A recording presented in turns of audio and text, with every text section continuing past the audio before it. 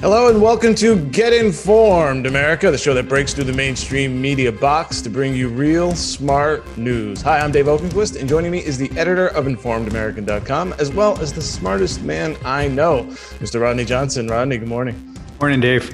Great to have you here as always. You know, Rodney, we just mentioned the media, and something popped up this morning that I wanted to get to share with you before we get to our main topics today. This is a story from Axios. I'm just going to share my screen really quickly here. Percentage of Americans who trust traditional media now here in 2021 falling to 46%.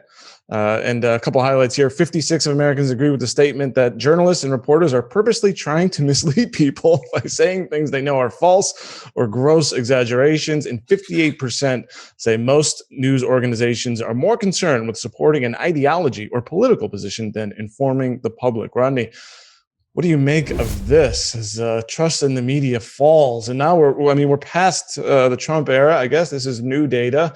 Americans still aren't buying it.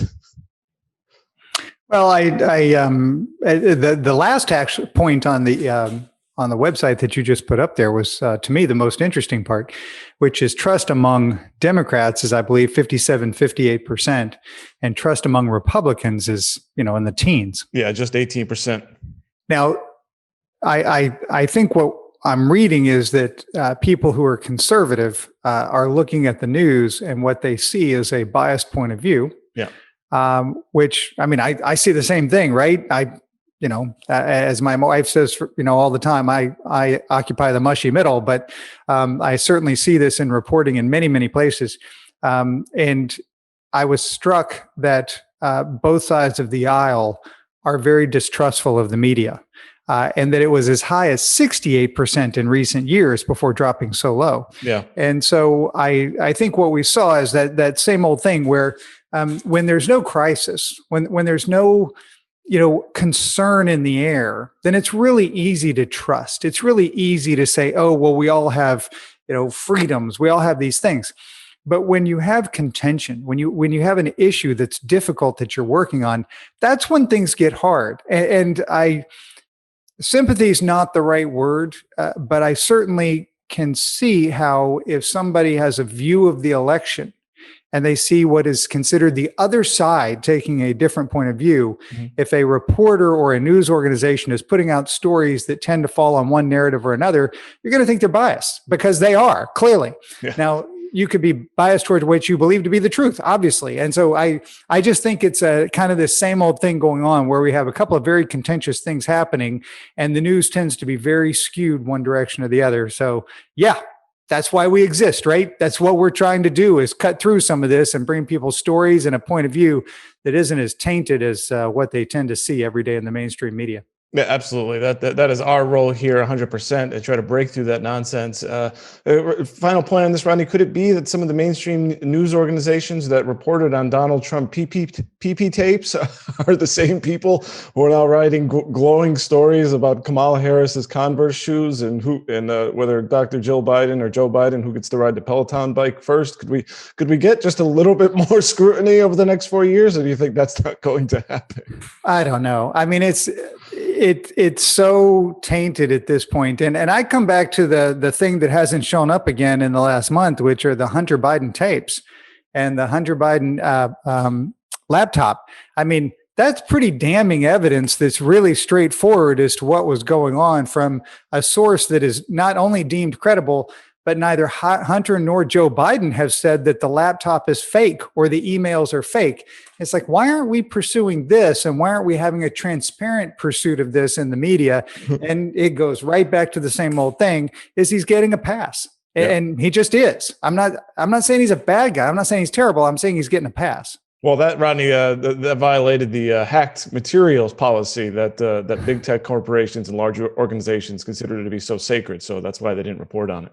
Right. And I caught all the sarcasm there, right? These are the same people that reported on everything from WikiLeaks and everything from, every other source that came from hacking, and even reported on all the Russian hacking. And then all of a sudden, here it is. You can't do that. So once again, the hypocrisy of it all, the double standard. But to your point, Rodney, we reported on that here. Of course, we didn't we didn't broadcast the pictures, but we covered that story and pointed out the hypocrisy of the mainstream media. So that's what we do here for all of you, and appreciate you all joining us. All right, Rodney, let's get to the big news of the week. Rodney, we have a new president in the inauguration. By the way, the inauguration itself this was a very odd one, and sometimes it's difficult to see on the TV broadcast. But it was essentially the Bidens and a handful of people, and then an empty lawn surrounded by thousands of troops. This was an odd thing, at least optically, wasn't it?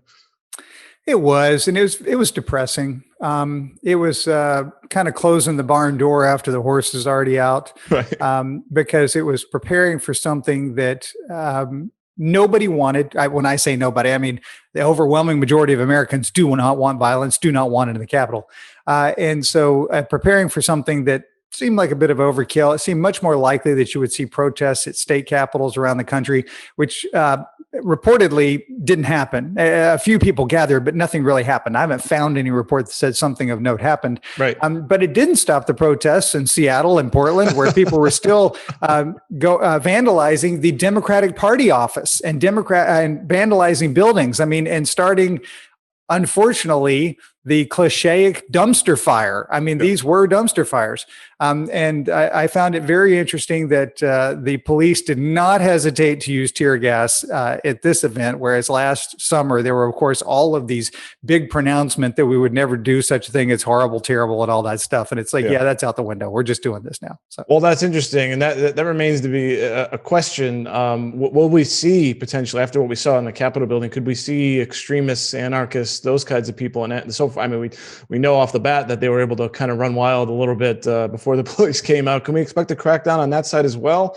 I don't know. I think we will. And I again, you look at something of a double standard there. I think a lot of conservatives, just from what I've read and the reactions I've seen, they look at the breach of the Capitol and say, "Hey, wait a second. That is not part of the process. That is not rule of law." Mm-hmm. And so America, people, we don't talk about it all the time, but America, the experiment that the nation is the rule of law instead of the rule of a man. We call it the rule of man, but rule of man. And so we want the law to apply equally to everyone. And that's certainly a long tradition in the United States. It's written in the Constitution. And it's what conservatives say, hey, this is it. This is the thing that we hang our hat on. And so when you go outside of that, you've really taken a big plank out of the conservative platform. And so I think a lot of people looked at what happened to the Capitol and said, wait a second, even if they didn't agree with what was going on in states, and even if they had big questions about the election, that's not the solution. And so I would be surprised to see things like that gain any sort of big support. Many, many thousands of people who were at the Capitol on January 6th did not enter the Capitol building. And so I think, I wonder, I don't know, I wonder how many people were there, if they knew something like that would happen, would have said, nope, not me. I'm taking a pass on this because I don't agree with that particular thing and I don't want to be near it. And so I think there's a separation there versus the Antifa and anti-government groups that are out in Seattle and Portland and other places who are like, hey, let's go burn something tonight. And they do it many nights. And I would not be surprised, and I would hope that the rule of law actually comes down and says, no, you can't do this, because that is not the proper way to protest your views of how government should work. Yeah, I would certainly hope so. Agree 100% on everything you said. Now, devil's advocate, if conservatives or libertarians, centrists even start saying, look, this is a societal pact that we have, something that you highlighted, the equal application of the rule of law. What if they start seeing evidence that is not the case? Could people start saying, screw my principles, I'm pissed off, and then we could see more potential chaos on all sides? Is that a danger? I would think the Biden administration does need to get a handle on this, because the anger then will just continue to build and build. See, that's the crux of it, though. It's not the Biden administration. I mean, in the Capitol building, clearly, in DC is a federal district, and so we don't talk about that much. But DC was set aside specifically as a federal district, so no political party could control it. I know it's been Democrat for a long time in terms of the city government, the school district, and other things. But the point of it was so that it couldn't be controlled like that for the seat of the federal government. But by and large, policing actions are state and local authorities. They are not federal authorities unless you happen to be on federal property, like, of course, courthouses. And so it's not Biden who has to get a hold of this situation. It's the local authorities, like out in Portland and Seattle, where the district attorney said specifically they weren't going to prosecute such crimes. Well, if you don't prosecute it, you get more of it. And there's no magic there. And so the citizens do get to choose in those locales if they want this or not. I may not think it's right, but I don't live there. And so I don't have a say in how their police operate. I can just look at it from afar and think, wow, you're probably not going to get what you want because the protesters aren't going to change the government and the people who live there are going to have their property destroyed. It looks like a no-win, and I think they should do it differently, but they get to choose. Yeah, the only thing I would push back on is if the FBI can get involved on what some 56-year-old man in Texas is posting online, just, the raging, nonsensical, a little bit of violent stuff, I think they could maybe get involved at finding out what exactly is going on in Portland and Seattle and getting to the bottom of that. So I don't think that's necessarily beyond the power of the federal government. But do you disagree with that? Well, it has to cross over into federal jurisdiction of whom you're threatening and what you're threatening to do, interstate crime, that sort of thing. It has to cross out of a state or local boundary. And so, yes, it can. But, Antifa in Seattle, where, they bust windows in a building, it's really hard to call in the FBI on that. Yeah, but okay, fair enough. But there are plenty of generalized violent threats I can pull up. I mean, the one I was talking about yesterday, we want revenge for murder, revenge for imperialism. We demand the heads of blah, blah, blah. I mean, I just think it depends where you look and if you're looking hard enough. That's all I'm saying. Well, and then you're going back to another issue, of course, which is freedom of expression. Yeah. And as long as you have a generalized expression of violence, then you don't violate free speech. Yeah. Speaking of that, Rodney, something you wrote on at informedamerican.com, FBI, speaking of the FBI again, vets National Guardsman, removes 12 from Capitol security mission. Is it a loyalty test? And as you know, today, the FBI went down and looked into social media posts of some of the Guardsmen, removing 12 of them for potential support for militia groups and some extremist views online. But as you seem to be warning here about this kind of a loyalty test where there doesn't seem to be any kind of violation of the law or their oath, that's a bit dangerous, isn't it? It is to me. As I said, moments ago, it's really easy to say, let's defend freedom of speech when people don't really care what you said. You talk about plants or whatever, or, you're talking about space. But the minute your speech is contentious, that's where it gets hard to defend free speech. And so you have the FBI vetting 25,000 National Guardsmen who are stationed in the Capitol for security around the inaugural. And they're vetting them for participation with militias and for posts that they made online. But they never said that the participation or the speech was illegal. It's like, man, you really are saying this point of view makes you a risk that's not illegal, but it's a risk I don't want to take. Now, I'm the first to note clearly that you have a heightened sense of risk after the events of January 6th and then around the inaugural. I get it. And you're handing people weapons to then protect. And so you worry what might occur. But that's the game. That is what we do here. We tell everyone you are responsible for your actions. You have these particular freedoms. If you take action that abridges the law, you will pay the price. And we're either willing to stand by that or we're not. And so it's things like this that are clearly not a loyalty test per se, but certainly a point of view test, I think are a big problem. And it just got swept right away. I mean, very few people mentioned it. I mean, it came up a couple of times, right? Because it happened, but then it fell right out of the news cycle. And to me, it was a huge flag. Yeah, I agree 100% on that. I believe that is dangerous, basically purging for ideology when there's no evidence of any kind of illegal activity but most importantly, a violation of their oath. They take an oath to the Constitution, right, and to defend it and to obey orders so long as they are legal. And if there's no evidence that they plan on doing anything to the contrary, I do think that is dangerous. Right. And let's not stop it here. Let's think all the way through. Well, at least a little bit further through this thought, is if you're willing to take people off of a detail because of this today, then it stands to reason you would be willing to not accept people into the military for this view tomorrow, because you don't want a force where some people are able to be on a security detail and some aren't. You can't be doing this all the time. And so it speaks to a vetting by the FBI, which is the one that does it, by the way, for security clearance, top security clearance, and all those things when you're in the military. It speaks to a vetting process that's going to start including this component going forward, where you purge out by not accepting people who have certain political views down the road. And to me, that's a terrible, terrible idea. It certainly abridges our constitutional rights and is also a terrible idea for the nation. Yeah, 100%. All right. So, Rodney, when Biden was sworn in, he hit the ground running with a number of executive actions. I'm not even quite sure what the exact tally is now. We may be in the first day, I believe it was 15 or 17, and now that number could be approaching 30 executive actions. The big things were around COVID, and then two other things that definitely caught my eye, and two things that you wrote about. One, immigration, stopping funding for the border wall immediately, and executive action on DACA, and then talking about a pathway to citizenship. The immigration fight looks like to be the next big one coming up in the next couple of months, doesn't it? Yeah, so there's a couple of things mixed in there. It was 17 executive orders, a couple of executive actions on day one. I believe it was 5 or 7 executive orders on day 2.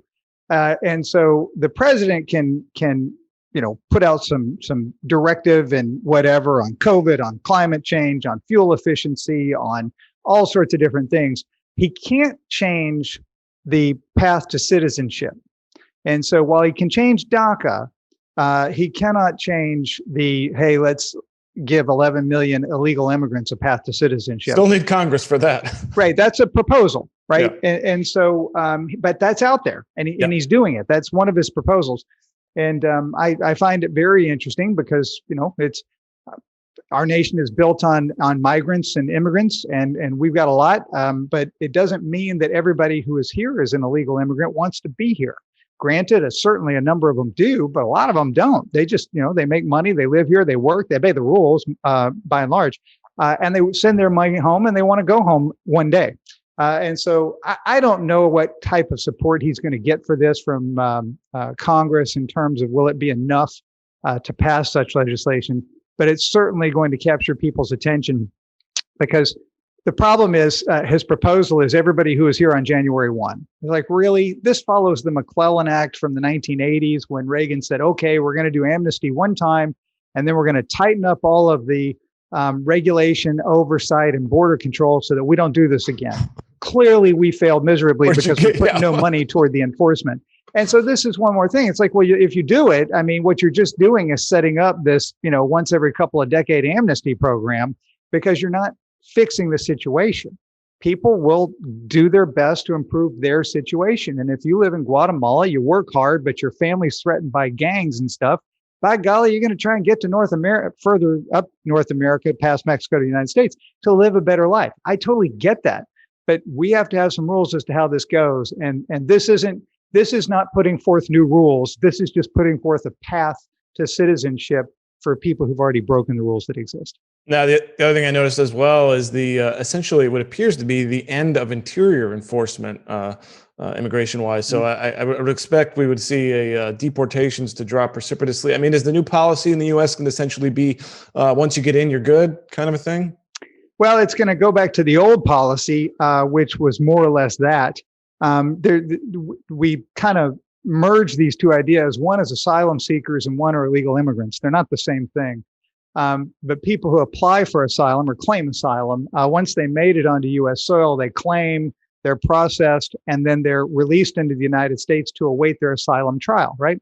And so that's the process that we stopped, President Trump stopped, and said, hey, no, you can't do that. You're going to be detained while you do this. And people are like, hey, you can't do it for too long, blah, blah, blah. People have to wait in Mexico. That's going away. And so people will now be allowed in the United States, and it's hundreds of thousands. And so it's a big number. But we can't lose sight of the Flores decision from 2015, which is the one that said, hey, you can't detain children for more than, I think, 20 days or something which is why we saw a huge influx of people bringing young children, is because they're like, hey, guess what? If we show up with them, we can't be detained. And so that led to some really, weird structural things. And so those are the things that are going to come back. I assume we're going to see the migrant caravan that started in Guatemala and was, moving up or Ecuador. And so thousands of people was dispersed. But you know what? Once they're not held in Mexico, do the Mexicans really care that they pass through again? I don't know. I think you'll see more. I think you'll see more people with kids. I think they'll be released in the United States. Yeah. And okay. Well, this is going to be, we'll leave this aside for now. This is a massive topic and a big point of discussion. We will see what comes down. The other thing you mentioned as well, Rodney, another big item is on climate change. I believe Biden ordered the end of drilling on federal lands, rejoining the Paris Accord. And the big one was ending the Keystone XL Pipeline, something you've written about a lot. Now, I'd like to, for everybody who's not familiar with what this pipeline is. Now, I know it runs from Alberta and was going to end in Nebraska. What was the big deal with this leg of this pipeline, Rodney? Well, so there's an existing pipeline that carries oil from one location to the other. But if you look at it on a map, the existing pipeline is an L shape, and it goes across the upper United States and then makes a 90-degree turn, more or less, and drops south.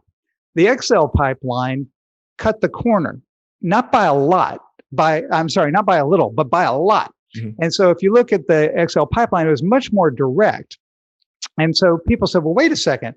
We don't want a new pipeline. It's like, well, it essentially replaces the old one. It moves oil through a more direct path. So it moves oil over a shorter distance, which makes it by definition safer because it has less opportunity for a spill, a burst, right, break, whatever. Yeah. And so you have a lot of groups that want zero new construction for fossil fuel, like none.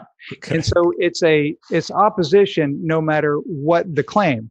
And so because TransCanada, which is now TC, which is the one that was building this, could say, look, it moves it a shorter distance. It allows for more oil. So you have less oil traveling by rail car or by truck, which is what goes on right now, which is wildly more dangerous. I mean, there's no question it's more dangerous to move oil in a truck or a rail car than it is through a pipeline. Right. Accidents and all that. Yeah. Right. And it's newer construction and all these things. None of that mattered because the Obama administration said, yes, you've checked all the boxes. Yes, this is better. Yes, this makes total sense. And no, we're not going to allow it.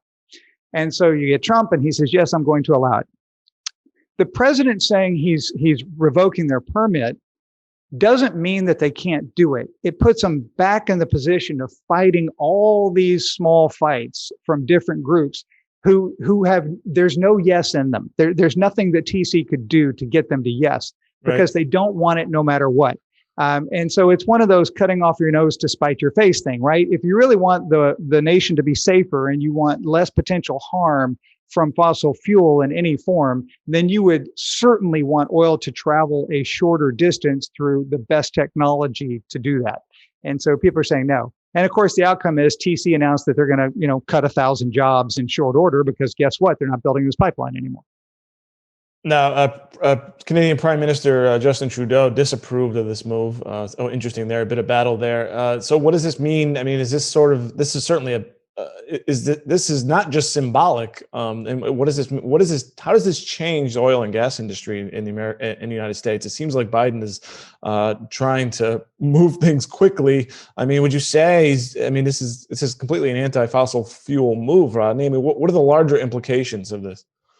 Well, the larger implication is the car industry, right? A third of greenhouse gas emission in the United States is from transportation. Now, I say car, but I know, and I assume many of the people watching know, a lot of it comes from heavy trucks because our cars, they sit in our driveway. If we put 50,000 miles on a car in a year, that's a lot of miles, right? Because most people put 12. That's why leases are, 10, 12,000 miles. That's why your insurance policy is based on 12. It's nothing for heavy duty trucks, meaning 18-wheelers, to have 100,000 miles in a year. And so they're the ones that are burning a lot. But if you're going to look at what segment is attackable right now, can be worked on, it's going to be the passenger car. It's going to be the light duty, and it's going to be to make it electric. Mm-hmm. And so the bigger implication here is trying to move the U.S. fleet to electric. And this isn't a new story, but it gets new energy, no pun intended, from this. And that's why you saw General Motors pop so far this year. It's the best performing stock in the S&P 500. Ford is pretty close behind. And so these stocks are up 35 and 27% year to date. And it's because everybody says, well, wait a second, if the government is going to really put a heavy hand on the scale to move to electric, and they're going to do all sorts of things to move away from fossil fuel, then clearly the old line car companies should do pretty well, because frankly, Tesla can't make enough cars. It's not physically possible, whereas GM and Ford make millions of cars a year. And so the implication is that you favor one group over another, and through force or by persuasion, you move all of us to accept something that we were not interested in accepting the day before, which is electric vehicles. Yeah. Rodney, another thing that happened on Inauguration Day was Amazon sent a letter to Joe Biden saying they would stand ready to assist in vaccinating 100 million Americans in the first 100 days, helping out Biden's plan there. This letter was, did you find the timing of this letter to be a little suspicious, Rodney? I found it appalling, absolutely appalling. Dave Clark is the guy, I believe that's his name, who's the CEO of Consumers Goods or Consumer Global for Amazon. Yep. He sent that letter. If Amazon has logistical ability to speed up, change, improve, advance the rollout of vaccination in the United States of America that is seen as improving the health of American citizens, if they saw that, then they did not see that on Inauguration Day. They saw that sometime before.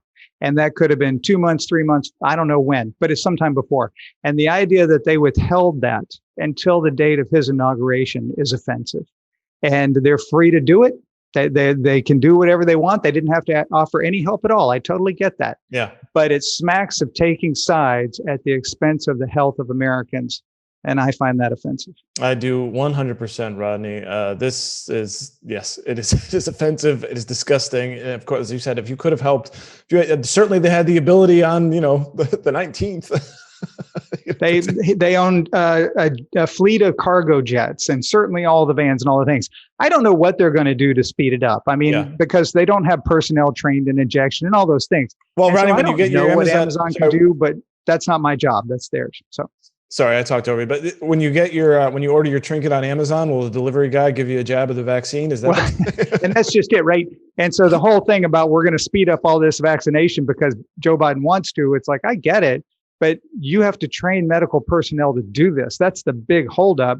And because we have stratified who gets it in what order, you have to reach those people first. And that's very difficult. The other nations that have done this very fast have not done any of this stratification of the recipients. They're like, look, show up, get a vaccination, move on. And it moves very, very quickly. And so we're struggling with both ends. The people that are supplying, we have to be certain types of people, and the people who are receiving have to be certain types. And those are both bottlenecks that slow it down. Yeah, absolutely. Thank you so much, Rodney. I want you all to become informed Americans by signing up for our free email newsletter on informedamerican.com and subscribing to this channel, hitting the like button. If you're watching this on Facebook, please share this video with your friends.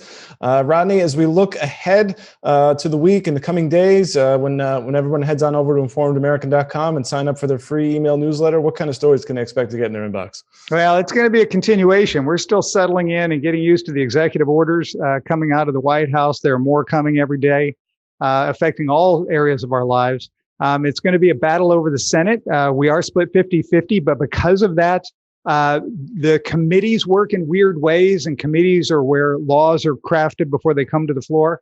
And so that hasn't settled its way out, and the impeachment is still there. And so when's it going to start? When are they going to deliver the articles? When are they going to, start this trial? And so this is definitely going to hold the nation's attention, at least for the next month. Oh, good times. For Rodney Johnson, I'm Dave Okenquist telling you to get informed, America. You've been listening to Get Informed, America, brought to you by the Informed American Radio Network. Please like and subscribe today in order to get new exclusive weekly episodes. Any questions, thoughts, or comments can be sent directly to info@informedamerican.com. And don't forget to visit informedamerican.com to keep up with real, smart news. Until next time, fight fake news and find common ground.